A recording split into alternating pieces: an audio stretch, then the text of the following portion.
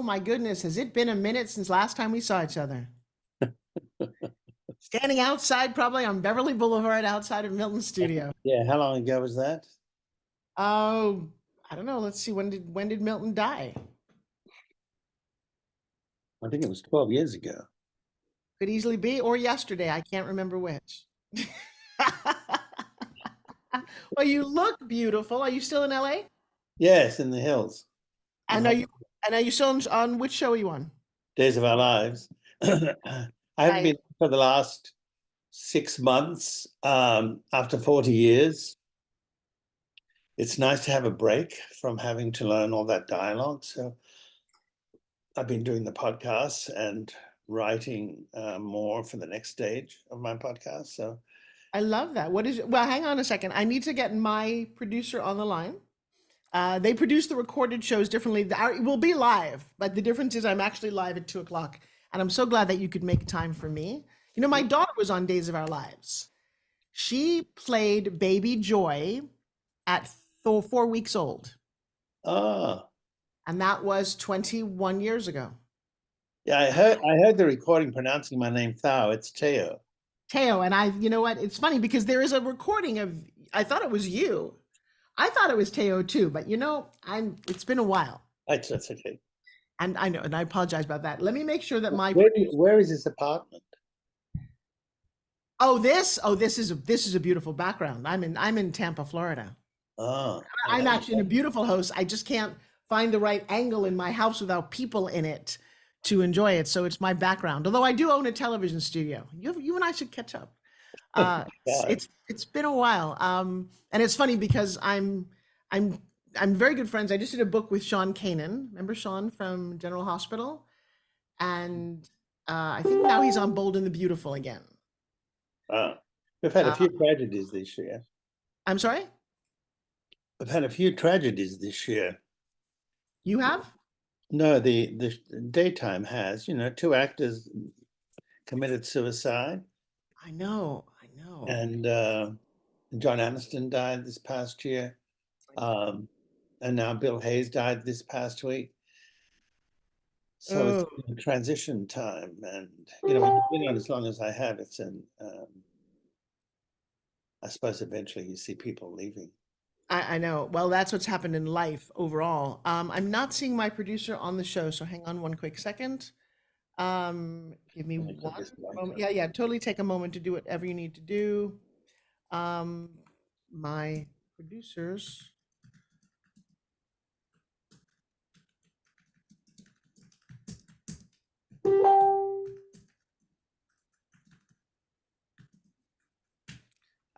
I may have to give a quick call. They're never late. Maybe I shouldn't have hung up on them. Tacey.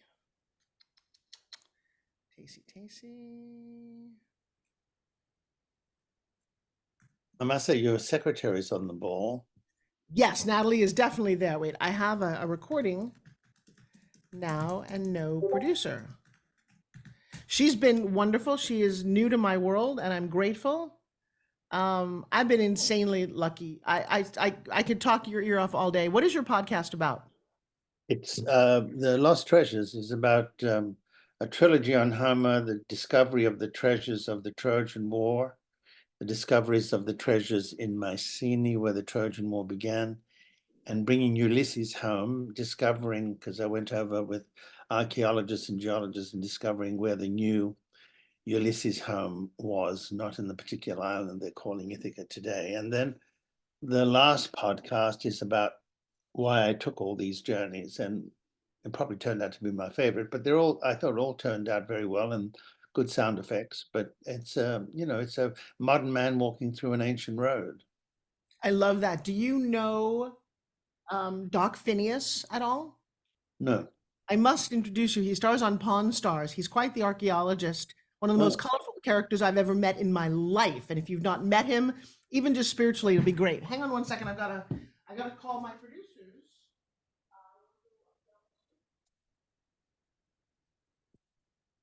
And then I have a beautiful story of having just come back from a month in Greece, which is one of my favorite countries. Yeah, so if this goes on for an hour, then I may have to move this to another room because I'm floating right now in this area. However it works for you. Yeah, I'll just let you know. You'll just see me carry this through the house into the next stage. And I love that. And that'll be totally fine. And we'll love you no matter what. Do people always mispronounce your name? Yes. It gets a little old, I know. All right. It's that H. Yes.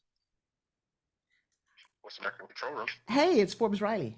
Are we recording at 3 o'clock? I have a pre-record scheduled, but nobody here. Let me double check. Sure.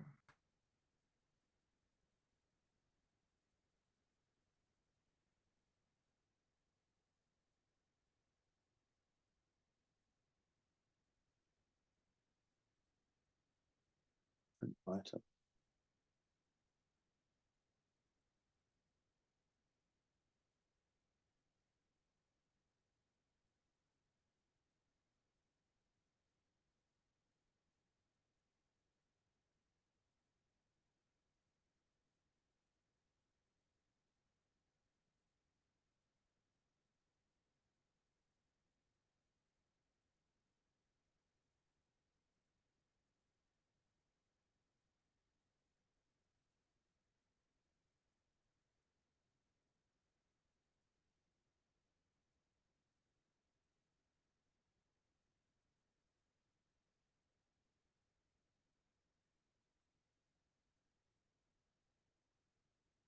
All right, so we are on our own, which is very unusual. And I will just send them the recording, which is fine, and they will edit it from there. But I'm still going to go live on Facebook.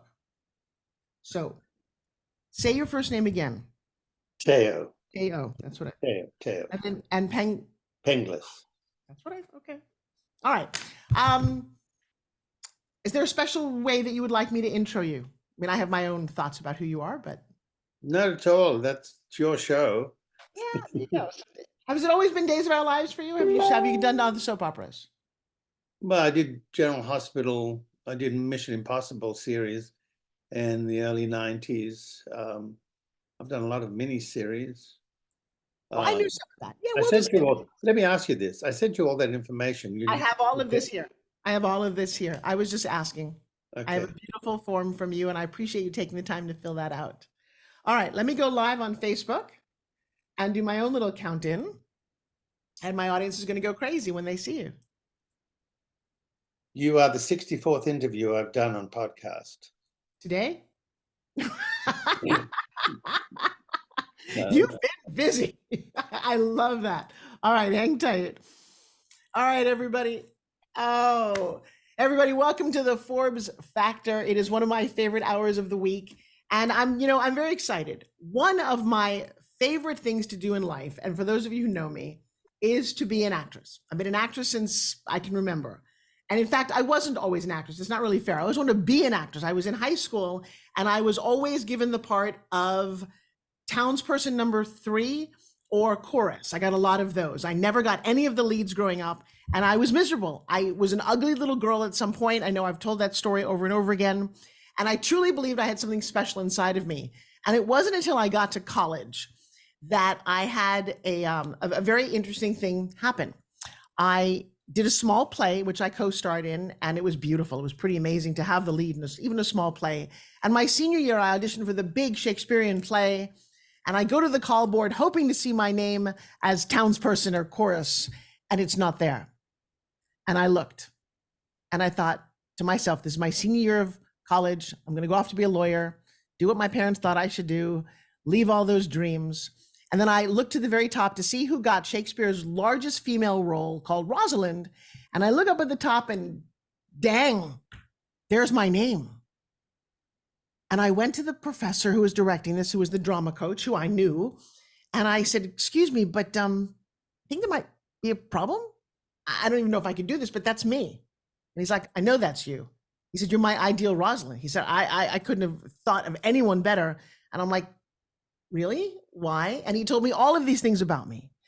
And you have to remember, growing up as a girl, most people looked at me on the outside and they looked at my nose, which was broken, or my teeth, which were crooked, or my thighs, which were too, whatever it was that about me.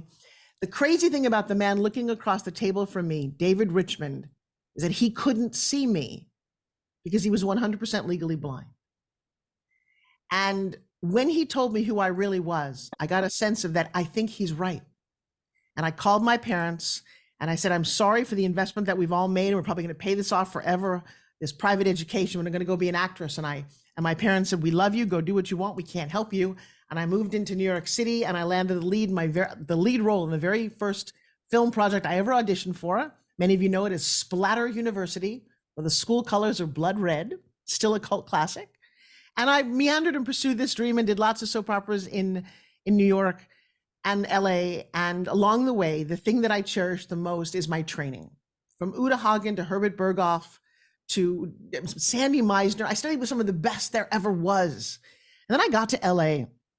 LA is a funny animal about you can study scene study class, or you could go to what was one of the premier acting studios ever, created by a gentleman who in fact won an Oscar as a director of a movie. And his name was Milton Casales. And he had a very unique philosophy about how he ran his classes. I met unbelievable celebrities. I'm still friends with so many of them.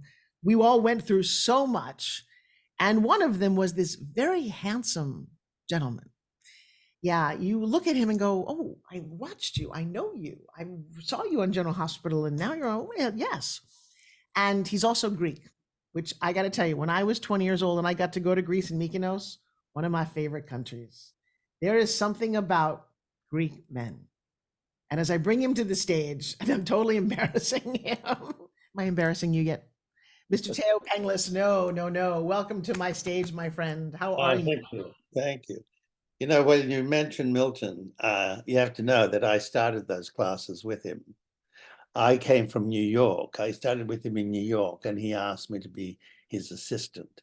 And so we came to Beverly Hills Playhouse together, and we started it. And I would interview the actors who would come into the class. I would take care of the money situation, the booking of the scenes, telling actors how to dress. So that was the beginnings of classes.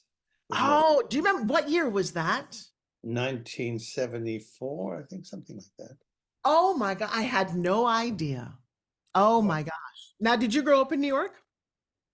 Well, I grew up first in Sydney, Australia, and then I went to New York when I was 21, and then I was in and out of New York for 10 years. But it was, you know, Milton who started me off because he wanted me to be his assistant because he was Elia Kazan's assistant. So when he asked me and I said no in the beginning because I didn't like him very much, I thought it was one Greek to another. I thought the ego was so prominent that I thought I couldn't listen to this man. And I was looking for a mentor. But listen, he kind of came down a few steps and said, listen, I want you to come with me. Do you understand what it means to be the assistant to a director who is the assistant to a major director like Elia Kazan? And so that helped me through, and because he thought I was a dilettante in the beginning, you know, I didn't even know what the word meant. And so then when I saw that a dabbler in the arts, I thought, oh, this is not going to be good. So I just had that appearance that, you know, the Greek men have a certain arrogance when you meet them until they break down a little bit and they trust you. But yes, so that arrogance came through, and Milton thought, oh, this is a guy who's going to be very superficial and won't make it in the business. And so I became one of his most successful students. And so, you know, it was a wonderful experience. And I was there, you know, the day he died. Oh, So it was a big loss for all of us. And to see, you know, how many actors came out of that workshop. yes. He fostered a very exciting, amazing environment, and I feel blessed. I was there for about 4 or 5 years, and I just loved it. You know, you said to me when you sent me a note, and you said, you know, when I look in the mirror, I see men with different faces. When you say that, what does that mean for you? Well, I think one of the reasons why I've played parts that, like in Mission Impossible, playing Nicholas Black, where I did all the disguises and easily, doing Days of Our Lives and playing two characters, and one was disguising all the time. So I thought, I wonder why those characters came my way. Mm. How do you adapt to somebody who's different from the core of a character you're already established? So to me, we're multifaceted people in life if we explore those areas. Some people just know something about themselves, but they don't get down to where they really are a complex creature that's looking to love and be loved and to embrace and explore the world with a kind of curiosity and the reason why they're here. That's a very important premise because there is a secret that we're born with that we have to unravel. And that secret becomes unraveling the person, the soul that you are. And you find out you are many facets of one person. And by the associations you have in life and the experiences only enhances those personalities. So that's why when I look in the mirror, I think it's because I've seen so many different sides of myself. Well, so why acting for you? What is it that drew you to that? Because I'm going to say that traveling, when I was 21, I traveled in Europe, and all the Australians that I met were traveling for 2 years because it was such a long way to go. Very daring. Did your parents, were they very supportive of you leaving home and pursuing this dream? No, no, no. They thought I was going to embarrass the whole family. They had no idea what I was doing. I didn't have any idea what I was doing. I just wanted to leave the Greek society. I'd had enough of it by the time I was 21. And when I went to New York, of course, what's the hardest city to exist and make yourself successful is New York.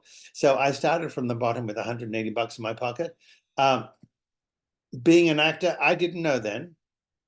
It wasn't until a Greek actor who was in The Unsinkable Molly Brown with Debbie Reynolds, Vasily Lambrinos, who played the prince, who saw me at a party, came over because he knew I was Greek. And that's how it started. And he took me to a class, and the teacher thought I was terrible, that I shouldn't be an actor. Yes, that was embarrassing, that moment. And so then after that, I was a bit confused. I went back home to Australia because I was a diplomat. I was Oh, I was an immigration official, and so that's why I took a year's absence. And then when I went back, I realized Australia wasn't my kind of bag, and so I decided to go back to New York. And then I went into classes, and that's when I met Milton, who wouldn't let me in the class. I had to ask him for 6 months. I even chased him down Broadway, telling him that he was wrong because I had no other outlet. I thought, what am I going to do? I can't go back a failure. This time I've got to make something. I've got to go back with some money because, let's face it, money talks. And so, if you make money, it means you're a success. So I fought for the position, and then he gave me a trial for 3 months, and I beat him out of it. And so, um, it was a great relationship. We got along very well. I think part of it was that I loved to cook. So he realized that he had an assistant who could cook for him when he was working late hours. When we did the play P.S. Your Cat is Dead, and with Sal Mineo and Keir Delay, and that night, Keir Delay and Sal wanted me to make a Greek lemon soup. They were directing with Milton, and so I did. And then that was the night that Keir that went home, and then Sal had his soup, and then he was murdered that night. So that oh was my a real God. tragedy for us.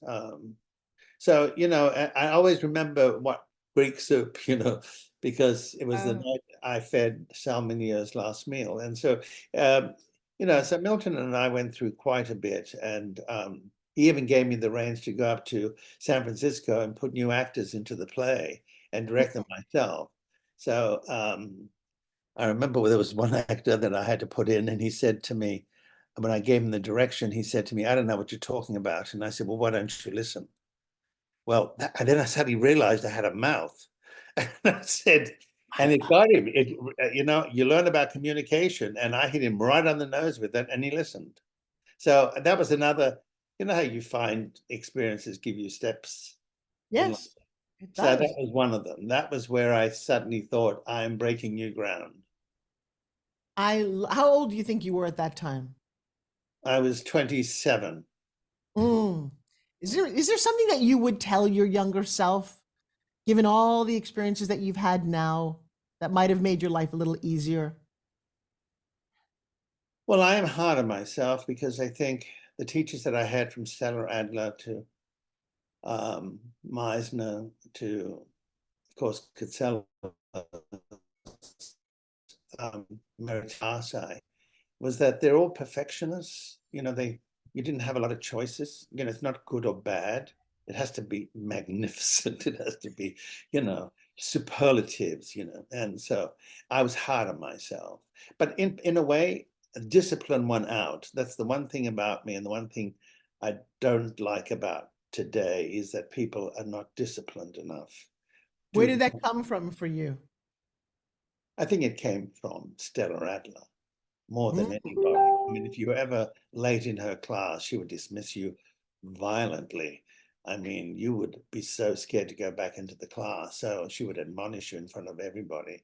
So, and then of course, Milton, because he helped me find who I was and use that in my self-confidence on being an example of his teaching. He always wanted to know that when you went out there to work, that you were an example of his teaching. And Mm. so I thought that was important. So of course I wanted to win, and then I got a few nominations, and I remember that made him very proud. So occasionally I would go back to class because I'd studied with him on and off for 40 years. So I would go in and out of the class, and he brought some extraordinary people in the class, from Cary Grant to Peter Finch to John Cassavetes, Gina Rollins. And these were all great examples. And I'll tell you a quick story of Sunset Boulevard. Milton came to the class and said that the actress from Sunset Boulevard, now I'm trying to remember what the name was, I'm having a moment. Sunset Boulevard with William Holden. The older woman? Yes, the one who's the star. Right. I'm blanking as well. It'll come to me in a second. Anyway, she was a mistress of also Kennedy's father, and Milton said, "Would you meet her at the front? She's going to come in a limousine, and she's going to lecture to the class for an hour." And when she arrived, she said, "Honey," and she looked me up and down as those actresses did. She says, "Could you carry me in, because I can't really walk that well?" Is that So Gloria Swanson? Gloria Swanson. So Gloria Swanson. I carried Gloria Swanson into the class. The curtains were drawn. I sat her in a chair, the curtains open, standing ovation. She spoke about her years of Hollywood. An hour later, the curtains closed. I picked her up in my arms, took her to the limousine, and off she went. So it was like, I've had a few of those experiences with some of those great actors from the past, even John Gielgud, that are just put something, even when I had tea with Jacqueline Kennedy, even that to me was something, because we talked about something other than acting. It was about the art world. And so I studied the art world for a while there, which in my 20s were that decade where you put all those seeds in. So I did the fashion, I did the art world, I did the acting, I did the cooking, and all of that paid off later in my life. So that I became a full character. And so therefore that helps me as an actor, when you know what ingredients goes for what, for what particular character you're playing. You know, I've had a lot of lives as well. And I don't act at the moment. I don't go to class. I'm living in Florida. Although I did just star in a movie. That's not true. I am full circle. I just finished playing the bad girl in a feature film, and I'm very happy to not completely give that side of my world up. But as I'm listening to you and I'm thinking back on those memories, and I'm thinking about the late nights of endless rehearsals, of how we just would delve into that and how much was required of you to just explore and play. Do you know, I'm just thinking how blessed we were to be Mm. make believe, to enjoy that part of our lives, to be stretching our artistic muscles. Who does that? And you go to school to learn, and you sit in a room and you take tests and you graduate and you get a job and you live your life. I know that I'm who I am because I sat in acting classes, because we were artists. I miss that. Looking at you, I'm like, Yeah, well, I think that's the great reward that we invested in that paid off. I don't think, nothing comes easily. And if it does, it doesn't last. I mm, found the reason why I have longevity with what I do is because I invested a lot of my life. It's not just about how do you become your whole person, and journeying and writing are two of the elements I discovered when I could afford to do it. I've been to Egypt 14 times. I've done Greece over 20 times, easily the same. I like the Middle East. It's dangerous at times, but at the same time, life is dangerous. And so I like to find out what my metal's about. And so how do you outdo someone who's trying to be a crook? And how do you pick those when you sharpen those tools as you go along in life? You can pick the crook up very quickly by their tone, by the way they operate. You can Right. see the facade, when they're playing. And if you're still, you just stand still and you listen, they'll give away their secrets, and so, you protect yourself that way. But journeying is important because you're learning about other cultures. You're learning about how you don't point fingers anymore because you had a chance to explore how other people live. I get it. That's crazy. All right. So talk to me about you're also writing, which I just love. And so one of your books is Seducing Celebrities, Mm. one meal at a time. Yes, that's being reissued in the next month or so on a soft cover. My manager said to me, why don't you do a cookbook? You're always talking about cooking for people. So Right.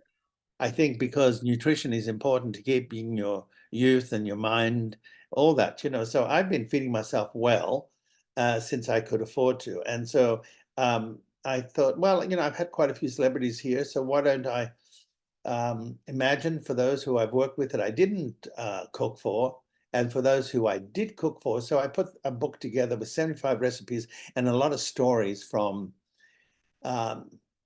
from I would suppose from Telly Savalas to uh, Jacqueline Kennedy to Shirley MacLaine to Mm. Barbara Streisand to Omar Sharif.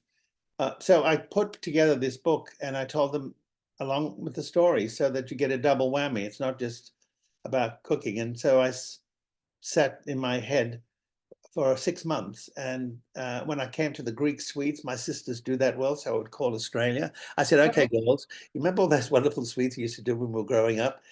Give me some recipes. And so I included those because my parents came from an island called Castellorizo, which is one of the Dodecanese islands in Greece. And so they came with their recipes in Australia and they remained because they were classic. So, there's nothing more satisfying than seeing a group of people around your table who by 1 o'clock in the morning still don't want to leave because it becomes the watering hole and they love telling stories. Um, uh, you know, And the I, food. And the food. If the food is well, the great. food, Yeah. no one's ever been sick with my food. So, yes, I mean, I go to a lot of trouble to prepare. I mean, you have to prepare the atmosphere, you got to, the flowers, everything, because you want when people come into your house, you want them to go, oh. So you capture them with your imagination, right? And then the warmth of the place, the music, the flowers that sometimes look like you've just entered a funeral. But I love having flowers because it's good feng shui as well. Um, and Doris Roberts used to sit at the head of the table all the time I because she love knew how to Doris. do it. Oh, I miss Yes, her. well, we met in class. I knew her for those 25 years, and she did the intro to the book. And she said, I said to her, Doris, you've eaten so many times at my house. Would you like to do the intro? And she Oh. said, oh, darling, I don't know. What did you want me to say? Why don't you write and I'll sign it? I said, that's not the way it works. Take your time and write something of an evening you've had at my home. And she did. And that became the introduction to the book. Oh, you're just making me smile on so many levels. I love the artistry. I love there's so much about this that I'm just having a blast, getting to know you that we didn't do in class. But I No. also wasn't this person back then. So I think I've evolved and I'm grateful that I have much more of an interest than just wanting to be an actor. Yeah, your career's been incredible.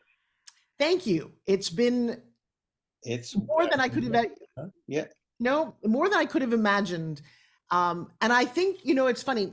I often talk about terrorist theater and some of the things that Milton would do and how you had to commit. And I also talked about that one of the things, given his background in the religion that he chose, which we may or may not want to say, but it was all about the business of show. And I will tell you that one of the things that I learned very clearly, aside from greatness on stage and character development and scene study, was sending out endless amounts of headshots and phone calls and meetings and really just pushing that needle forward. And I learned that from Milton. I learned how to sell our first book when he came out with one of his books. What was the Dare to believing? dream. Dare to dream. Yes, we had to sell that book. I remember clearly the level of promotion, and And I it thought became a bestseller, New York bestseller. I remember I was actually pretty pissed. I'm like, why am I having to do this? This is not acting. Turns out part of the best education I could have gotten. You know, it's been phenomenal. Now, talk to me about soap operas for you. What are soap operas for you? Soap operas to me is the work I chose to do to give me the journeys that I explored in my life. They don't, Mission Impossible remains for me. That was great. It was great because you're taken seriously. I don't know what it is about daytime where people, I think because it plays in the day where people work, so therefore they associate you with, being a dilettante in a sense. What's daytime? What's soap operas? They're just those silly things. But I did I was hosting, I think for the 15th time. I just did the Greek ball at the Beverly Wilshire, and with all the debutantes and everything. And I'll never forget that all those years, the people and even the men that came up shook my hand because they loved Days of Our Lives. They loved watching Tony because he was not just a simple guy. He was a diabolical character. He was good and bad. Whereas Andre, the other character, was just pure evil. So I enjoyed playing both of them. I think I enjoyed playing Andre more because I got away with murder, and so I got away with upsetting people, which sometimes gave me great enthusiasm because there are some actors I met that I just wanted to disturb because they were just, the ego was just bursting. And also you get females who are divas, Yes. and they play the part. But it takes a lot of work to put on a serial that makes it look like, the dialogue you're doing just came out of the top of your head. To me, it's fascinating. And for those of you watching, soap operas are not nearly as popular. When I grew up, that was what we watched. I mean, I was glued to General Hospital growing up. My mother loved all my children. I was on As the World Turns in Another World, and didn't do a lot out in the East. I did Port Charles. Don't ask me why. Um, there's a lot of dialogue. There's a lot of work. What is the secret? Because nowadays I give speeches. I speak from 1 hour to 3 hours in front of 10,000 people. I don't think anything of it. I know the mechanics behind that. What are the Um, mechanics for you? you know, one producer came and watched me struggling learning my lines, and I had 8 scenes back to back, and she said to me, "I see you're struggling with the dialogue. This is the trick to it. You do it one scene at a time. Mm, You don't look at the overall picture and say, oh my God, I've got all this dialogue. One scene at a time. You finish one scene, you go to the next. So it's a mm. form of discipline, and it's a form of where it gives you and your muscle, which is the muscle in your brain, which helps you retain words. And, when you've got speeches, and then you've got to drive them through. It's like people who tell you stories that have too many bridges, and you're wondering, when are they going to get to the point? It's the same with soaps. When I see that it's just all expository, I wear nice clothes. I add to it so that I can just drive through it. So the trick is, expository things are for you to remind you what you saw the other day, or for those people who didn't, to have them catch up. Yes. So I learned from Milton that in those phrases, in those passages, sometimes they didn't quite express them properly, and you're going, what did they just say? Because Right. he always said there was a word in that passage they didn't understand, and so the whole thing unraveled. So they were just talking words. So if there's something in a paragraph you don't quite understand, it's because there's a word there that Ah, you're not quite getting. And so I would always look for those things. Sometimes things you can't learn them easily because they're badly written. You have to also understand, writers have to write as quickly as you've got to learn it. So everybody's in a race. It's not a leisurely, like, you do nighttime and you do film where you do 4, 5, 6, 7 pages a day.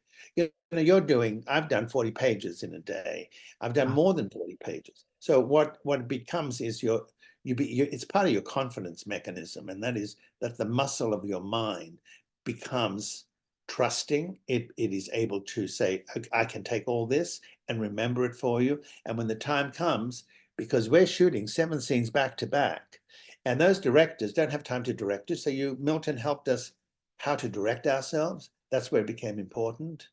The only thing those directors did would say, I want you to move to this chair, move to that table, and then turn your back on this. And that was their direction.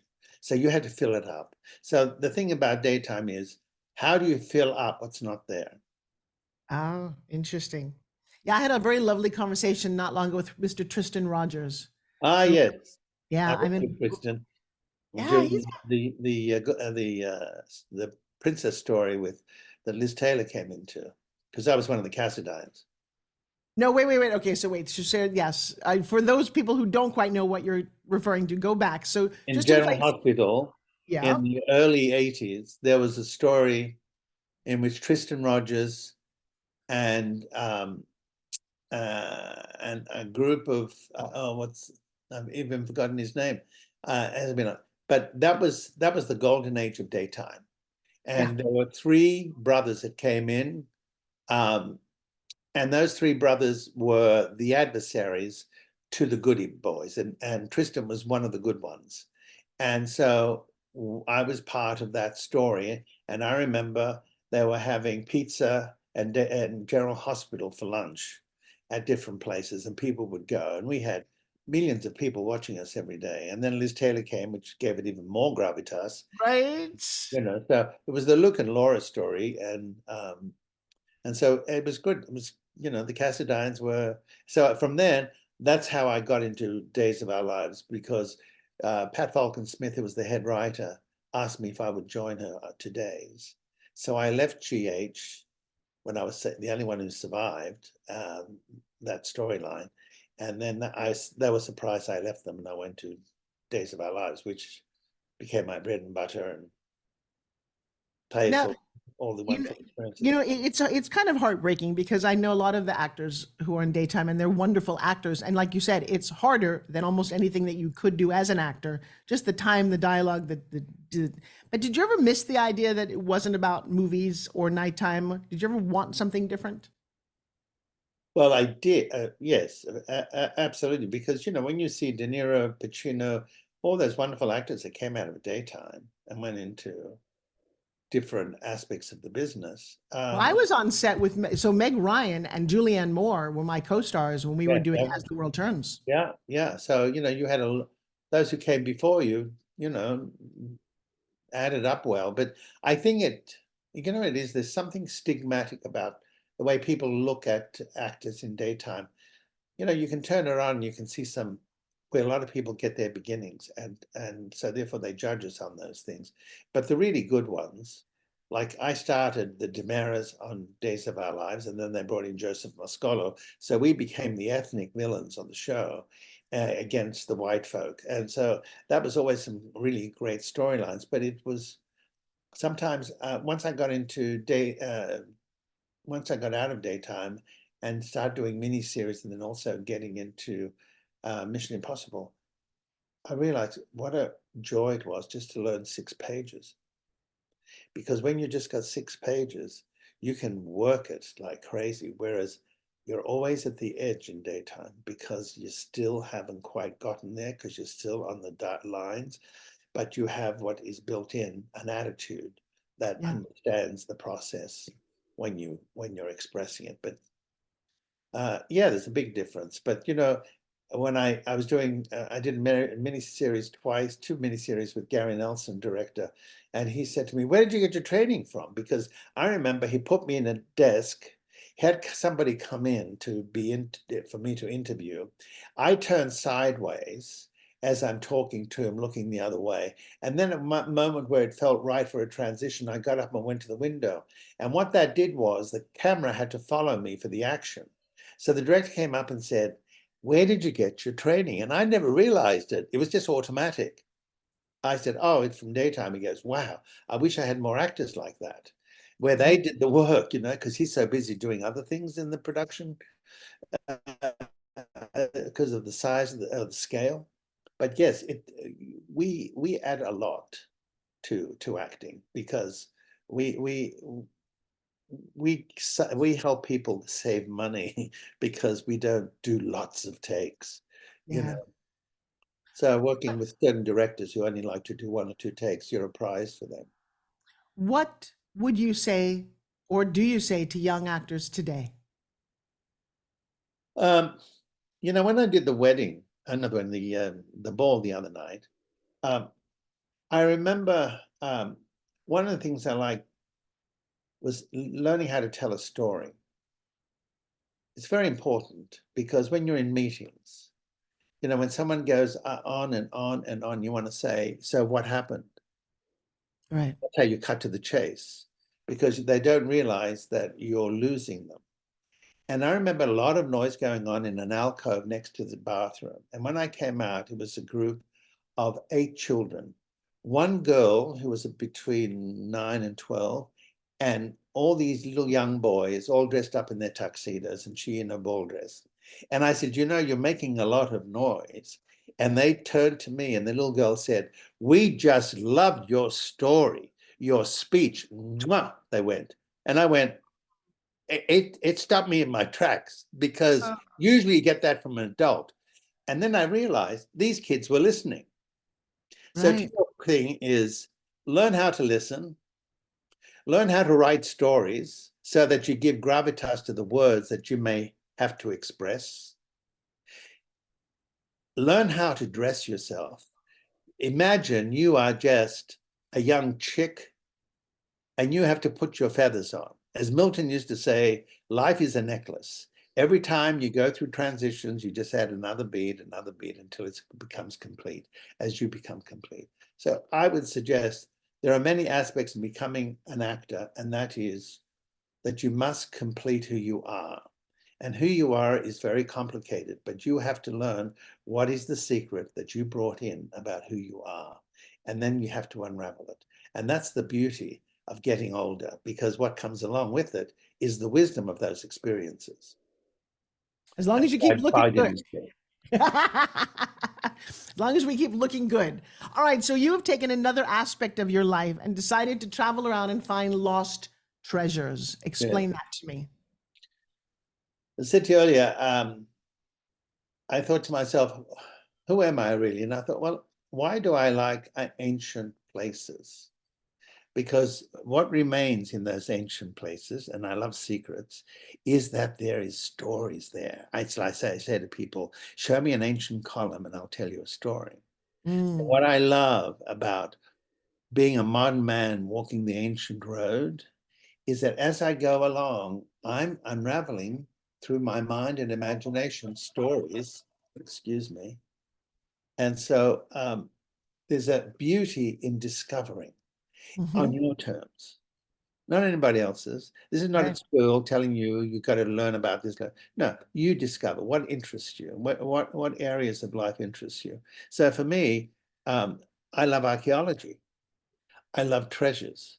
And if you've ever discovered anything in the earth that hasn't been touched since its beginnings, which could be 2, 3, 4,000 years old, there's something incredibly exciting when you climb a fence that you're not allowed to, and then you dig into the earth, which you're not allowed to, and then you dig in there, and what you find underneath is jewelry, glass bottles from centuries ago, or walking into an ancient tomb in Egypt and discovering within those sands and being the first person after 4,000 years, and you find something in those sands being the first person to touch those ancient treasures.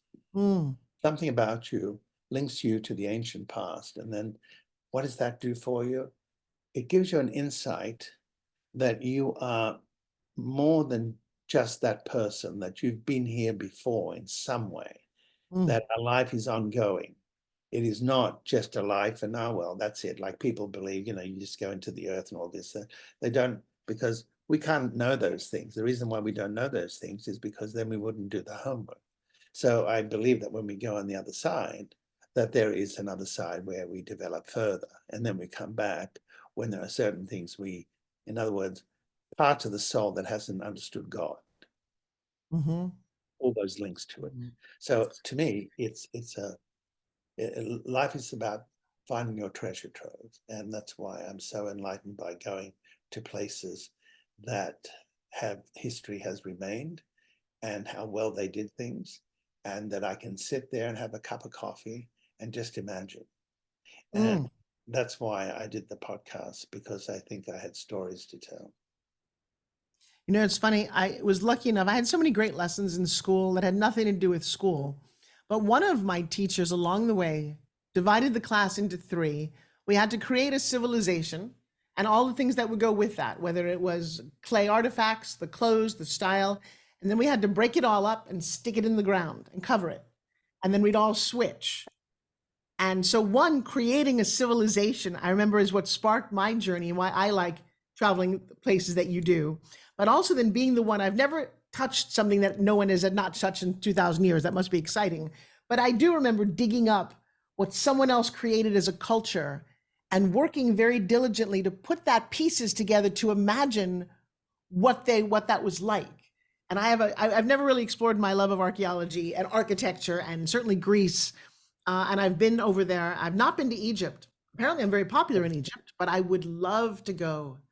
Um, when so, have you been to where your family originated in Greece? Yes, that's Lorenzo. Yes, I went once. That was enough. Was it really? So mine is Ukrainian, and now it's not there anymore. I always wanted to go see Kiev and Odessa, but Uh, history took care of that. yeah, Strange. yeah. When you're in Greece, which I just was, it's my third time there. I don't know why I love it. There's something about that part of the world. What do you feel or what do you imagine when you're in Greece? I feel like I'm with family. I feel like, the food I can order without going, oh, what's that? You know what I mean? Because people Yes. are used to certain things that are not as broad-minded. I think, like when I was staying at the Athens, in a hotel in Athens, and going up for breakfast and looking outside and seeing the Acropolis and realizing the Parthenon and seeing all that history and thinking, oh my God, that's part of our heritage, because my heritage goes back to the 15th century in Greece and Mm. Turkey, because it was Constantinople. So I like, the only thing I don't like is the smoking. Um, I love the passion. You notice Greeks don't get into fights, really. They scream at each other, and it's usually political, but they don't fight. They don't physically fight. It's the below my dignity kind of thing. That's Um, right. I like going to monasteries. I love going to Meteora, where the monasteries on top of those monolithic rocks are sitting up there and Mhm. have since the 10th century. I like when I went to Mount Athos, which is one of the three peninsulas that jut out in the northern part of Greece where only men are allowed. And I would go because I thought, what are they afraid of? That women, that you couldn't have women, because to me that's not balanced. Right. It's it's like they don't exist, and so you realize when you look at the history, and I've had some great stories there. But you go and there are 22 monasteries, and those men have given up life Mm. to concentrate on their myopic, the way they look at things. They pray all day. The only thing is, there's a tendency where they think that they're coming because they're coming from a God, they know it all, and you want to show an example of what they have missed by becoming a monk. And Mm. it means for the mothers that the sons have died, because the sons will never see their mothers again. So what was interesting is when I went there and I'm sitting there, and I have 13 monks coming up to me, all from Australia, who'd watched Mission Impossible while they were studying theology. So I thought, oh, okay. So they wanted to know, they were just normal. They wanted to know, what was it like doing it? You did all those masks and all that. So it was kind of interesting to see uh, where one monk I went up to, and he goes, yes, he says, the reason why we've stayed alive is because Putin has supported us and given us a lot of money because, there are sacred things there. Like the only piece of clothing that belonged to the Virgin Mary, which was a belt made of mohair, when she is the one who, when she was going with John the Apostle to Cyprus, the boat hit the peninsula, crashed and landed there. And when she got off, she thought the island, that part of Greece was so beautiful, she called it Mary's Garden. Oh, So that's wow. how it all started. And the thing was, it started with a monk who in the 8th century was sitting at the top of a cliff, and he was looking up and a light hit him, and he got this message that he was to build a monastery. So Wow. he just got all these monks together, and they thought he was crazy, but he said, we have to build this monastery. I've been told by God we're going to build this monastery. So they proceeded to build this monolithic piece of architecture. And then one of them fell over the cliff all the way down. And they thought, oh my God, he's dead. He just got up and climbed back up again like nothing happened. That's how they knew they're on the right track. So then the rest of the monasteries started to build.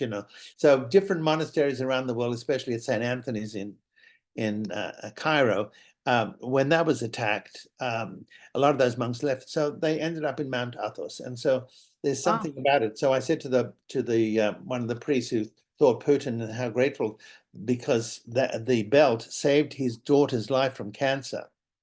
And you're not allowed to take anything off that island, but they did because of him. And so they across the Aegean to the mainland, took the Wow. belt with them, saved her life, and he gave them millions. And so when he said to me that they loved Putin, and I said, yes, but you realize he's an assassin.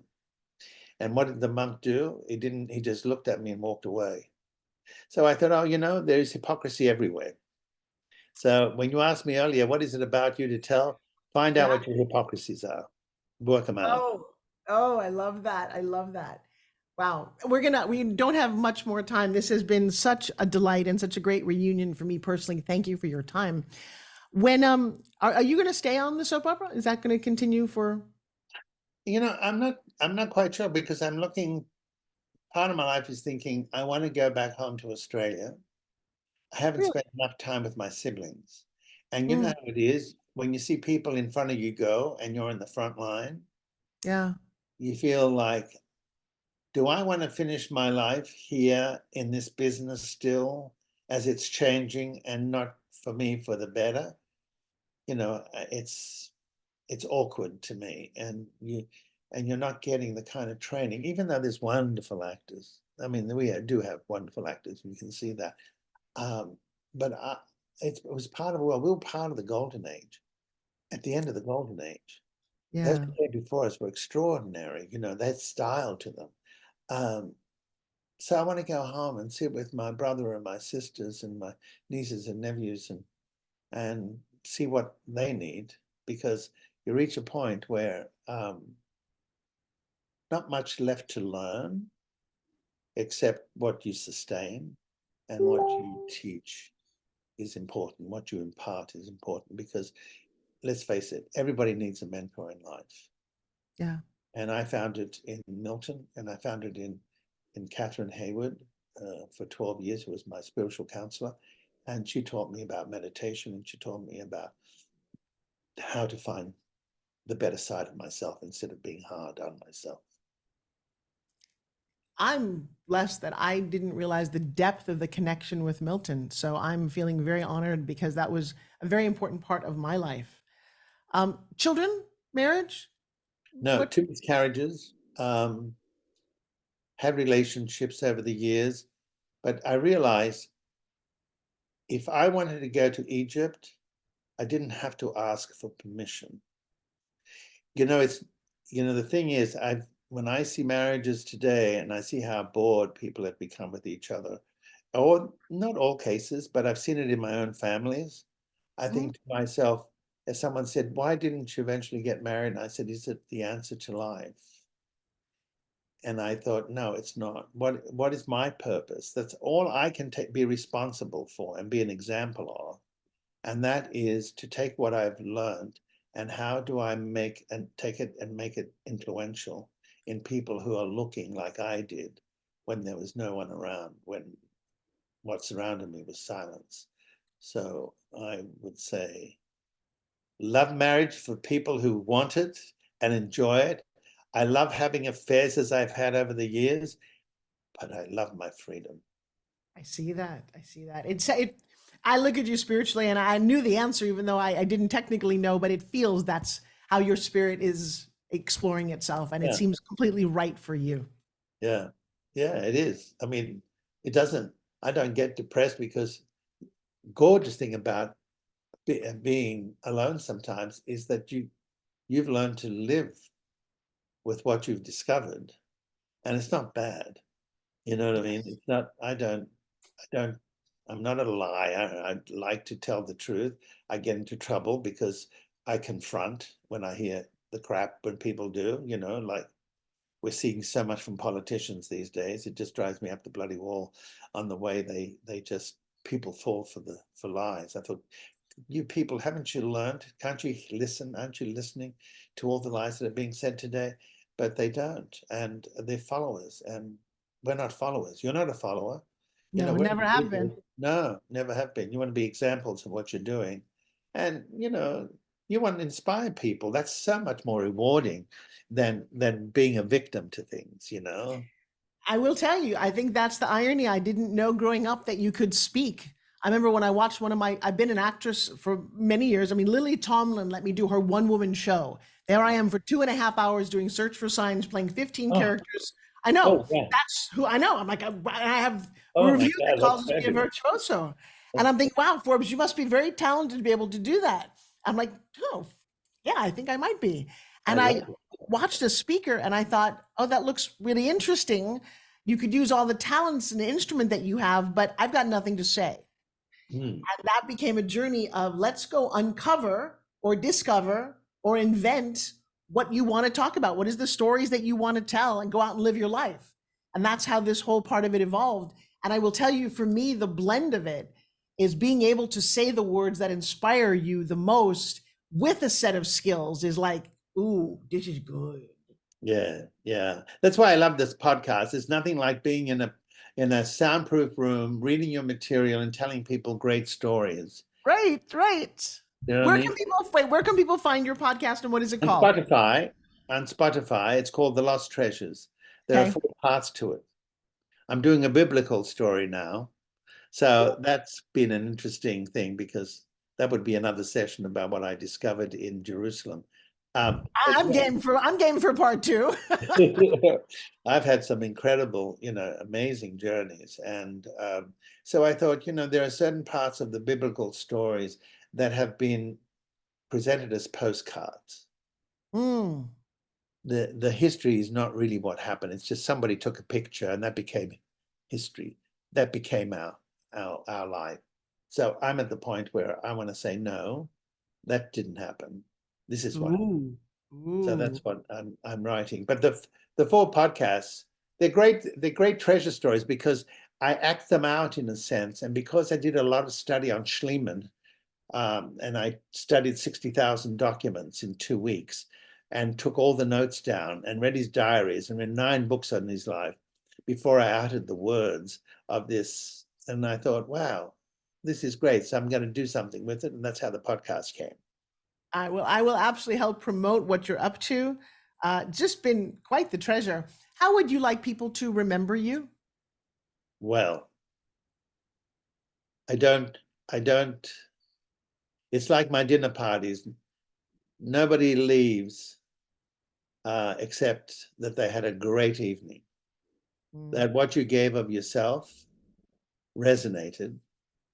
They felt embraced. mhm, They felt loved. mm. They felt they'd enter a special part of their lives in a special place, that they would in some way want to replicate it for themselves. So I like to be an example of things done well. And I don't want an excuse and I don't want to lie. I just want to say this is how it was and this is how it is. Kind of extraordinary. What a beautiful blessing. This has been so wonderful. Oh, thank you. It was nice to meet you after all these years. You know, I always remembered you because you're such an attractive woman and you'd come into class always dressed well. You know, Thank you. you always had a style about you that I thought, oh, this woman is already evolved, and this woman's going to be very successful. You had a good sense of self. You know, it's been an evolution. The other day, someone said, "How did you get to be so confident?" I said, "Well, you go through a life of absolute trauma, tragedy, survive it, and continue on." Yeah, yeah, yeah, yeah. And you did, and you did, and you know the way you groom yourself. You know, you're very stylish, and you look successful, so that when people see you, the picture there is, I want to be like that. I want that energy. So congratulations to you as well. Well, you know, that's very sweet because I can remember, and I talk about being little, looking at the stylish women, the Gloria Swansons, or at least the Audrey Hepburns and the Katharine Hepburns and the Jane Fondas of the era that I grew up watching television, and they had this joie de vivre. But I would have loved to have been you. I wanted to be James Bond. I loved the action, the hero.